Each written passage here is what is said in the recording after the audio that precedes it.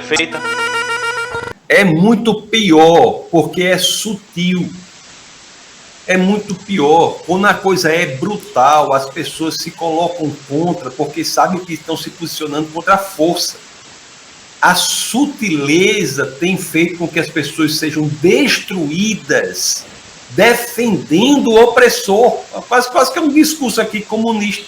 Porque a verdadeira opressão é essa da sutileza, que faz com que a sua capacidade de posicionamento seja, de fato, estabelecida. Você quer ver um aprofundamento nisso aí? Você olha, o comunismo, olhando para si próprio, os países hoje verdadeiramente comunistas, que evoluíram no pensamento comunista, eles são conservadores para eles mesmos. Porque sabem que a vertente comunista destrói a civilização. Pegue a Rússia, por exemplo. O que é proclamado lá? É o valor da família russa. Na Rússia pode ter passeata progressista, pode ter esses movimentos que nós vemos aqui, pode ter lá? Não. Então, eles internamente entendem a força destrutiva dessas sutilezas. Então, você veja o que está acontecendo no Brasil, uma destruição que está vindo de maneira extremamente sutil, que aos poucos vai se tornando uma imposição. Mas hoje a imposição é velada pelo discurso da democracia, que não é democracia coisa nenhuma. Na universidade, por exemplo, existe hegemonia do pensamento. Você não consegue na universidade prosperar com qualquer outro tipo de abordagem que não seja a abordagem hegemônica do pensamento comunista.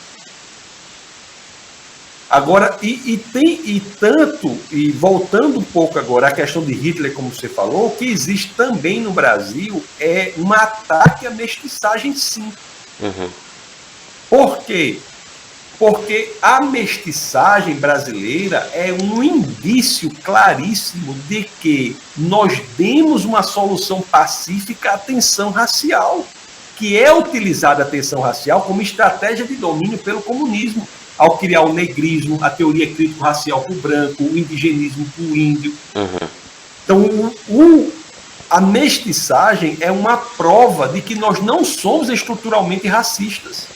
Existe pessoa racista no Brasil? Existe doido de todo tipo, existe louco de todo tipo. O racismo é algo abominável. Mas nós não somos estruturalmente racistas, porque uma prova clara disso é que nós somos um povo mestiço. E você vê, Gilberto Freire, por exemplo, é absolutamente afastado do ambiente universitário. Gilberto Freire. Todo o pensamento da construção de mestiçagem, de identidade nacional é afastado. Rapaz, olha, pastor, veja bem, essas vertentes comunistas são o novo colonialismo brasileiro. Nenhuma dessas vertentes nasceu no Brasil real. Nenhuma dessas vertentes nasceu no Brasil profundo. É tudo importado. O Brasil real qual é? O Brasil real é o Brasil mestiço. Nós tínhamos mestiçagem no Brasil antes do negro chegar. Nós temos o índio, o branco e o negro.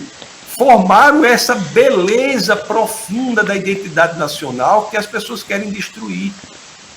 Então, assim, há um intuito, sim, de pureza racial, né, no sentido de acabar com a ideia de mestiçagem.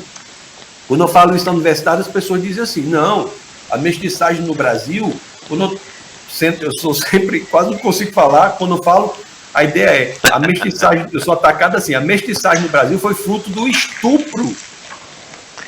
Aí eu digo, esse é o argumento, não é científico. O que se vê é que há muito mais estupro dentro do próprio clã, com pessoas que se conhecem, do que de um grupo para outro. Aí o que eu faço é simples nessas situações, eu chego para a pessoa e pergunto, na sua família tem mestiçagem? No Brasil, quase 100% das famílias têm mestiçagem, as que não têm vão ter. Porque nós somos assim. Aí a pessoa diz, tem sim, tem gente de várias cores, várias raças. Aí eu digo, então quer dizer que é tudo estuprador. Aí a pessoa sente um choque. A pessoa sente um choque e diz, meu Deus. Aí eu digo, você está vendo? Nós somos acusados em nossa identidade de estupradores e não fazemos nada achando que é o certo. Quantos casais, amigos meus eu tenho de pessoas de japonês, com descendente de japonês, com descendente de português, descendente predominantemente de índio, com negro, com não sei o quê, e nenhum estuprador. Aí, porque nós estamos perdendo, sabe o quê, amigo? Essa geração está perdendo o bom senso de verificar o que é ou o que não é com base na realidade, na experiência empírica, na investigação fática. Eles acham que algo é ou não é com base na narrativa. Então, mesmo que seja contrário à experiência fática, eles não são treinados mais a investigar, a ver. Se você está dizendo que a mestiçagem no Brasil é de estupradores, veja seus amigos que tem, casais que tem, quase todos são misturados. São todos estupradores. Então, assim, é isso que está ocorrendo, é uma conquista da mente. Começa pela sexualidade para depois atingir a mente. É um golpe baixo, é o golpe abaixo da cintura para depois conquistar a mente. É verdade, professor. O senhor falou uma coisa interessante aí, sobre a realidade. Eu tenho um episódio aqui que eu conversei com o pastor linguista, e nós conversamos sobre a importância de aplicarmos corretamente a linguística aos estudos das escrituras, e nós fomos um pouco para o meio mais filosófico da conversa. E ele me disse que todas as vezes em que alguns termos eles são modificados, há o perigo de se mudar a realidade. E ele trouxe a questão também, para ilustrar a questão do aborto. Ele disse que todas as vezes que o aborto ele é conceituado como uma ação em prol da mulher, como algo de algo público, como um Ministério de Saúde Pública, estão tirando a ideia de que o aborto é um assassinato, na verdade.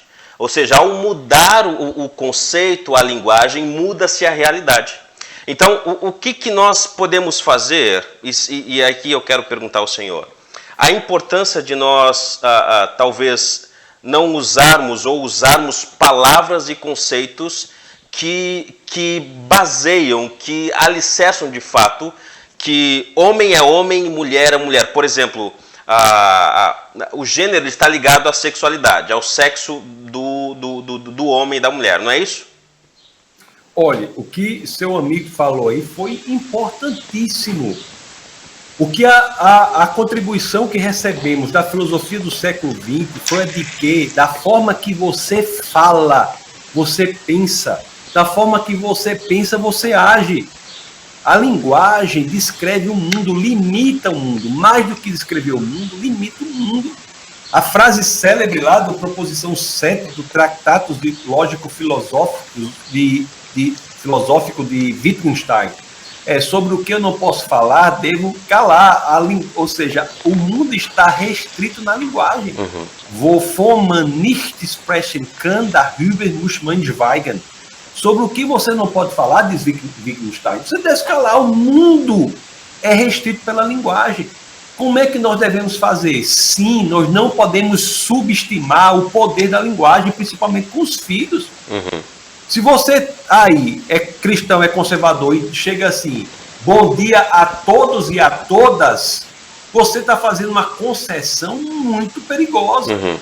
Se disser bom dia a todos, isso já é caso de esquizofrenia. Mas se você bom dia a todos e a todas, você está fazendo uma concessão perigosa.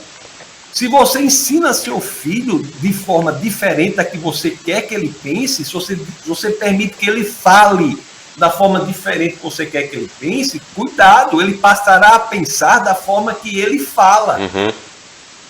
Então, a linguagem é central, tanto para tirar o conteúdo de certas palavras, como, por exemplo, hoje em dia a palavra genocida não tem mais significado. Ninguém sabe o que é genocida. porque se utilizou de forma inadequada essa palavra. Educação, ninguém sabe mais o que é educação.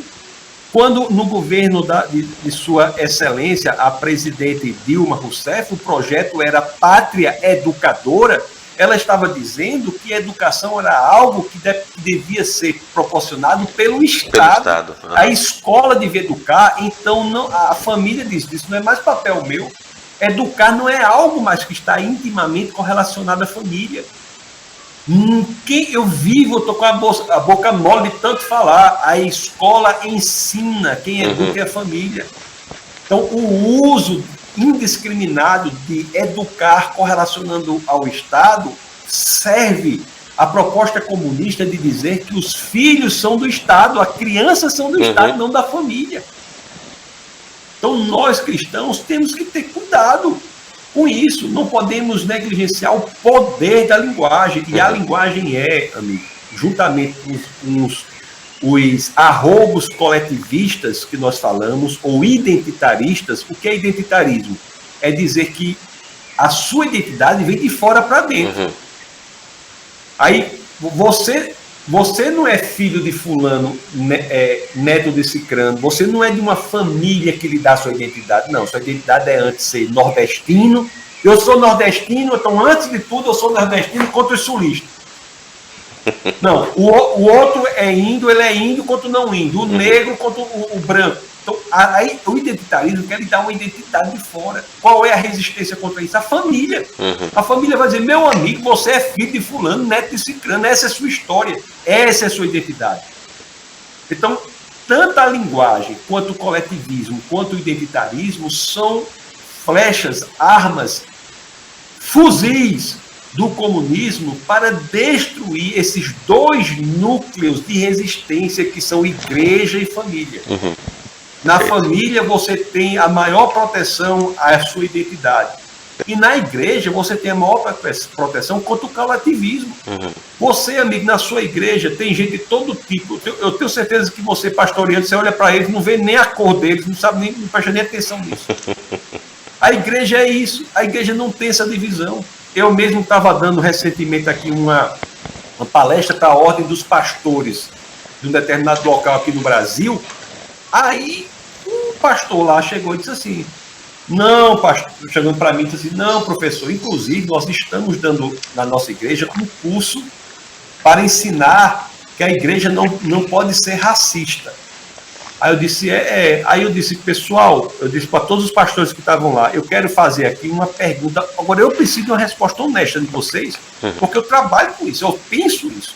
Então eu quero saber o seguinte, quantos de vocês aqui, sejam honestos, ficaram sabendo de um ato racista na sua igreja?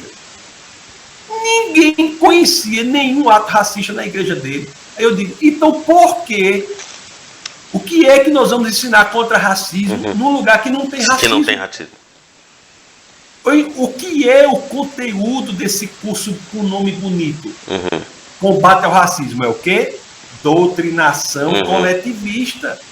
Para que os membros da igreja que sejam negros, ou que sejam nordestinos, se for no sul, ou que sejam não sei o quê, se entendam que eles são antes isso do que propriamente indivíduos.